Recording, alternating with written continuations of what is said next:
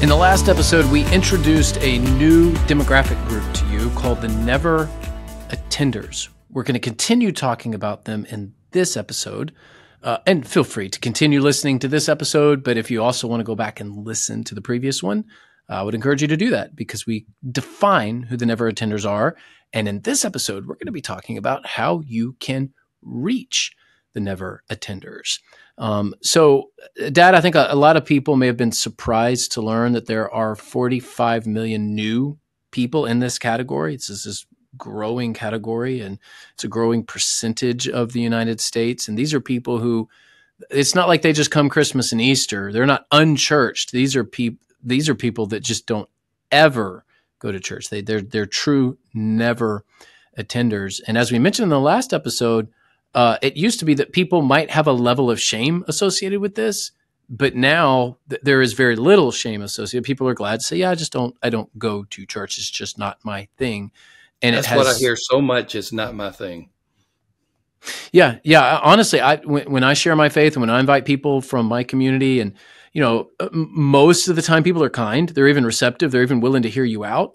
But that's kind of how the conversation ends. It's like, hey, that's good for you, but yeah, just not my thing. So we're going to talk about those who church is just not their thing. Kind of explain a little more on this episode about how to reach them. But before we dig into some of the ways that you can reach the Never Attenders, I want to talk about California Baptist University, CBU, as it is often called. Great institution there in Riverside, California. Beautiful campus, great faculty, top-notch facilities. This is one of those schools this is one of the schools to be at. And they've got a really good program for eligible high schoolers. These are people that you know. Perhaps you've got some kids that want to earn college credit online. They can do that. And the first class is free. So this is work that you do while you're in high school. You earn these credit hours and you earn them at a good discounted rate. So you get the first class free, just got to get books and course materials. And then the other classes after that are significantly discounted from $613 down to $166 per credit hour. It's a great deal. You need to go learn more about this at calbaptist.edu/PCC. Again, calbaptist.edu/PCC. And it's in the All show right, notes. Dad. Yeah, link in the show notes. And, you introduced us to the Never Attenders in the last episode. This is what I see in the notes here is over 1 in 3 Americans is now a Never Attender. So we're talking over 33% of the United States is in this category. It is absolutely amazing that it is that large. It is disconcerting that it is that large as well. There are two ways that I look at this. It's that we Christians and the churches of which we're a part of are not effective right now. But then there is good news. The good news is we can be effective. The good news is, just like Jesus said in Matthew 9, the harvest is plentiful, but the workers are few. Therefore, send laborers into the harvest. Basically, that's what we're waiting on, Sam. We're waiting on churches to start sending laborers into the field. And it looks different a little bit in 2024 compared to 33 AD or 34 AD or whatever the case may be. But it's essentially the same thing. It's going and telling the good news about Christ in a way that you can penetrate the culture in doing so. So we are truly becoming a non-Christian culture in America. We probably already are. But with most severely unchurched, which is a never attender. And this is even more restrictive than the unchurched phrase. An unchurched person is someone not connected with the church that may come on Easter, may come on Christmas, but a never attender just is what it is. They never attend. This is some pretty in-our-face data that we need to react positively to, Sam. Yeah, and these are people that are not necessarily antagonistic. These are people that aren't necessarily hateful. There may be some in this category, but these are your neighbors. These are people that you live by. These are people that as I pull out of my driveway to go to church. Usually, I'm pulling out pretty early, so I don't necessarily it's dark when I leave for church because we have an 8 o'clock service and we have a 7 o'clock prayer meeting before the services start. So, but like on Wednesdays, if I'm leaving my house on Wednesday to go to church, there may be people out for a walk, people, going to the beach or going fishing or whatever, and headed up to one of the parks around town, and they're waving at me like, "Oh, have fun at church," and I'm waving at them like, "Oh, have fun at the park." I mean, these are people that live around you. They're not necessarily people that are hateful or antagonistic. So I want to say that never attender doesn't necessarily mean not receptive. It's just somebody who just literally never goes to church. And it's been a while since I did my research in a book that was produced called The Unchurched Next Door. But I think the data would be similar in the fact that only 5% of the unchurched that we interviewed were antagonistic. And I think you could probably transfer that number pretty readily to the never attenders. Probably 1 out of 20 is going to have a burr up the saddle about something. But hey, everybody, you could give any topic, and it would be unusual if you didn't have at least 5% who are antagonistic about something.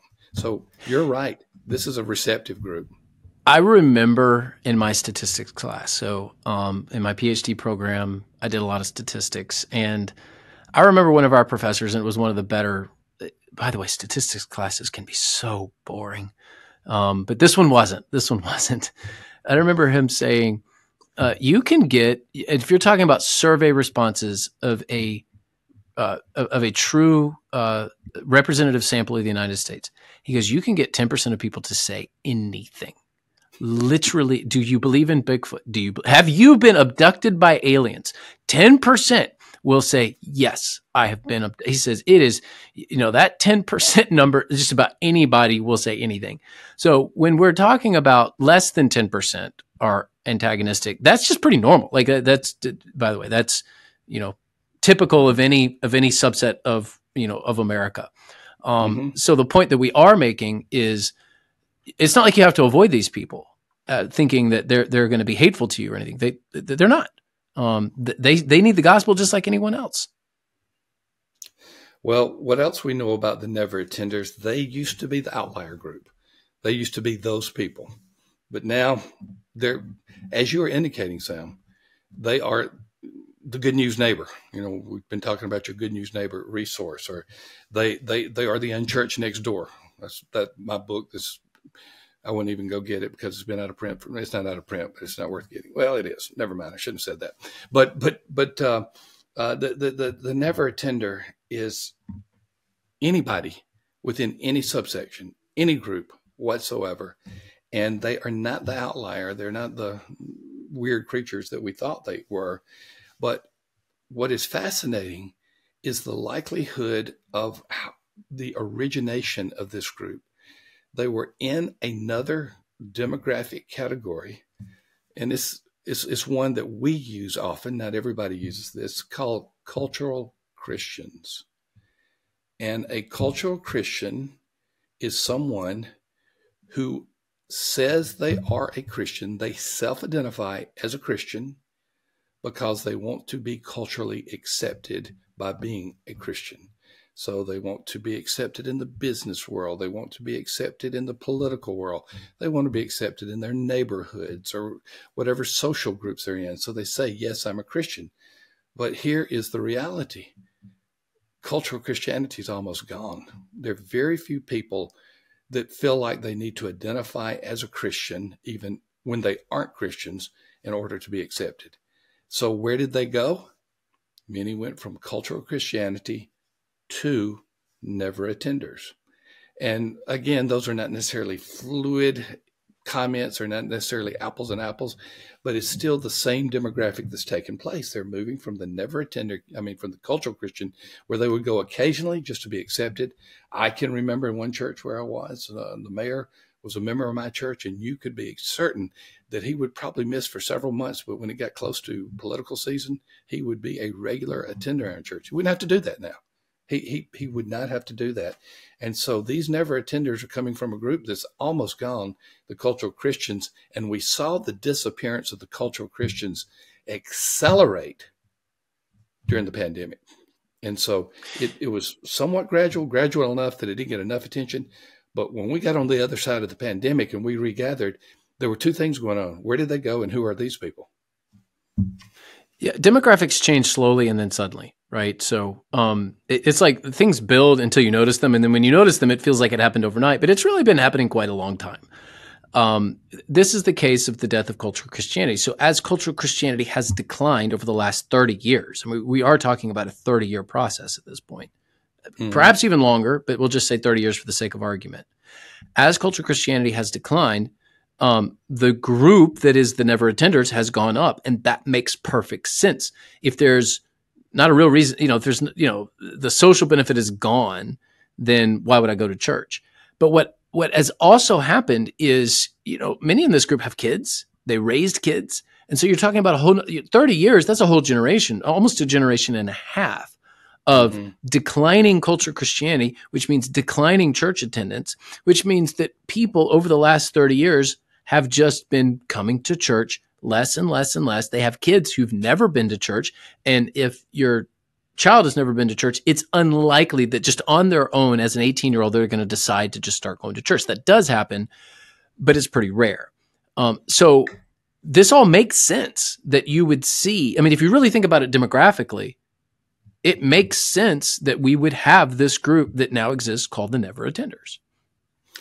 Well, let's pivot now and let's start talking about reaching them, because most of the church outreach in America in particular for the last half a century has been on transfer growth. We were designing our churches to get Christians to transfer from one church to the next, or from one, when they came to our community, we wanted to pick them up, or to move from one church to the next. And transfer growth, if in its classic form, is obviously a net zero because it goes from one to another. But the reality of it is our churches were trying to reach other Christians through their outreach. And you've said on more than one occasion, outreach includes evangelism, but it's bigger than evangelism. And evangelism is a part of outreach, but not all outreach is evangelism. I think I said that right. So our outreach was to reach transfer Christians. And so what did we do? We really fought about worship style. That's one of the things we did. And fighting about worship styles is basically an in-house issue. It was Christians talking about it among each other. We had to have the right worship service to reach those people that we wanted from that church, even though we never say that, to come to our church.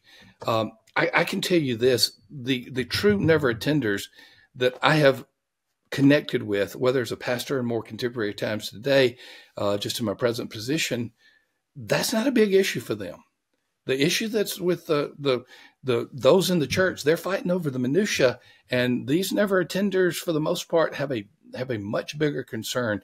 Instead of what is the color of the paint and what kind of worship style do you have, they have really more gospel issues, even though they wouldn't communicate it that way. So the first thing we say, Sam, is you've got to focus more on evangelism and not what we have been doing just to reach Christians. Yeah, I don't know that, generally speaking, church world grasps the gravity of this issue. So many churches in the last 20, 30, 40 years grew because of transfer growth. There's plenty of case studies of churches doing the right thing, growing by reaching their community, sharing their faith, and assimilating new people into the body of Christ. So I don't want to diminish the hard work that good churches have done. But there are plenty of churches out there that grew big with tactics of reaching transfers. And one of my favorite, and I'm just gonna, I might ruffle some feathers here, but I don't care. One of my favorites was, we're the church for the unchurched, which is code for, if you don't like your church, come to our church because it's cooler. It's like, why do you need to, if you are truly the church for the unchurched, why do you need to advertise that? Because the unchurched aren't looking for you. They're not listening. It's the church that are looking for you. It's like code for we're the cool church. That is so true. And I'm sure there's a church out there that has that as their tagline. And they actually did it right. And I don't mean to be too offensive here, but the point that I'm making is those days of quote unquote easy growth, easy transfer growth, they're over. And if you're expecting your church to grow big at the expense of other churches in the community. One, the median church size in the United States is now 65 people. We've kind of gotten to the point to where you really can't pull much more people from those churches. The median size used to be about 125. It's been cut in half. So the easy pickings, if you will, they're gone. They are gone. So now that church of 65, which got a good core group, by the way, a church of 65 can do a whole lot of good. That could be a very powerful church. And if you're a church of 65 and you were 40 people like 3 years ago, you're doing really well. So just because you're small doesn't mean you're bad. That church of 65 can now do a lot of good in the community. And there's now the potential for churches to wake up and go, we actually have to do the work of evangelism. We actually have to do the work of reaching our neighbors that don't go to church. That's where we are. The whole transfer growth paradigm, though I'm sure it's still in work, still works in some places, but as a phenomenon, as something that works, generally across the entire U.S., it's done. The churches have been picked, in terms of poaching those members. The ones that are there are likely going to stay. They're not going to leave. So guess what? If you're a big church, you can't rely on that anymore. If you've grown big because of transfer growth, you can't rely on that anymore. If you're small and you're like, man, we've lost a lot of people. Guess what? You're now both subsets of churches are now forced to doing what they should have been doing to begin with. Exactly. So are there tools to reach the never attenders? Certainly. We've talked about them on this podcast. We've talked about the Good News Neighbor Toolkit. We've talked about the Hope Initiative. One of them is a friendly gesture to give a gift. The other one is to create a culture within 30 days in a church. And that's the Hope Initiative. So there's all kinds of resources available. We have several. The issue is, are you doing something? You said in a previous episode, Sam, doing a little is better than doing nothing. And we would love to see churches at least doing something purely evangelistic once a quarter. That would put them in the top 1%, because fewer than 1% of churches do something once a quarter evangelistically. And it could be very simple evangelistically. It doesn't have to be this cumbersome program. But if you do something that's going to change the culture of the church, if you're going to change the culture of the church, you're going to start reaching a group and be focusing prayerfully on reaching this group. And here's what we know. Many of them are going to be receptive to the gospel. Why? Because biblically it says so. The harvest is ready. The harvest is ripe. The harvest is ripe. And don't forget the language that comes after that. Now go. Right. Pray to the Lord of the harvest. And the language right after that passage, now go. Now's the time. Now is the time. And, you can bemoan the fact that people don't go to church anymore. And we can talk about how either the death of cultural Christianity is a good thing or it's a bad thing. And you and I have discussed that many times. And I'm kind of in the camp of, there's a lot of bad things about cultural Christianity, but at least people were in church. It wasn't all that bad. But it's gone. We can have an academic debate about this, and that's fair. And I think it's a good exercise. But when you talk about leading your church, we're in a new era, and we have to act like we're in that new era. And the way that we, ultimately do what we're supposed to do is just to get back to the roots of what the Bible says we should be doing in the first place. I totally agree. The resources are there. The people are there. Now it is time. When I say the people, I'm talking about the never attenders and others who are not going to church to some degree. They are there. Now God is doing just what Christ said in Matthew 9 and other parts of Scripture. He's waiting for the workers to go into the harvest field. And if you do it poorly, it's better than not doing it at all. If you just do it, you can't do it poorly. Right. And what I mean by that is, God will honor, even if you're like, man, this is a pretty pathetic attempt. Any attempt at reaching people with the gospel is a God-honoring attempt. Even if you're like, boy, we're not doing it well. You know what? Get out there and try. Let me just encourage you. West Bradenton has been, that's my church. I'm lead pastor of West Bradenton in Bradenton, Florida. And we have been doing this neighborhood ministry now for years. And we, in many ways, we are just now seeing the fruit of that. We've been reaching out, going door to door, bringing gifts, doing things like Good News Neighbors, teaching people evangelism, and it's been a slog, honestly. And then whatever momentum we had right before, and boy, we had some good momentum right before the pandemic. The pandemic killed it. We had many people who left our church.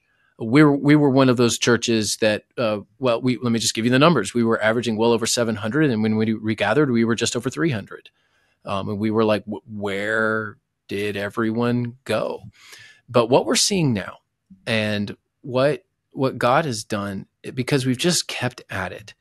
I hear often from people that are like, I just, you guys have been coming by. We know who you are. We go to your parties that you have, July 4th and other things where the kids come, and we just decided that we were going to walk to church. I am hearing that more and more and more now. And it's really an exciting phase. But I tell you that only to say that it took a lot of work to get there. So it's not easy, but it's worth it. And in fact, I tell my church all the time, it's harder, but it's healthier. We're going to do this the right way. It's harder, but it's healthier. And it may be a little harder now to grow your church than it was in the past, but I think churches can do it in a much healthier way. And that excites me. So we are talking about a group that is of concern, because this is an issue of eternity. But the opportunities are big. And when the opportunities are big like this, and when the church is kind of in a place of where it's not as healthy, it means God's going to do it. And I just have to believe that we're going to see an incredible movement of God. It's what keeps me doing what I'm doing. And I hope for you, if you're listening to this, tuning in via radio or watching on YouTube, I hope that you have that hope as well. Because, whether you use Good News Neighbors, the Hope Initiative, or some other resource, we provide them. We're glad to do it, but get out there and do something. And I just got to believe that God is going to work through your church. So I'll end on a high note, say thank you to all of you who are tuning in. Thank you, California Baptist University, for sponsoring the show. Hey, if you're watching on YouTube, give us a thumbs up, subscribe to the channel. If you're listening, hey, make sure that, if you have a chance to give us a good rating and review, it helps the algorithms. We want to get this message of hope out as much as we can. We've got a great episode coming up next week, and we will see you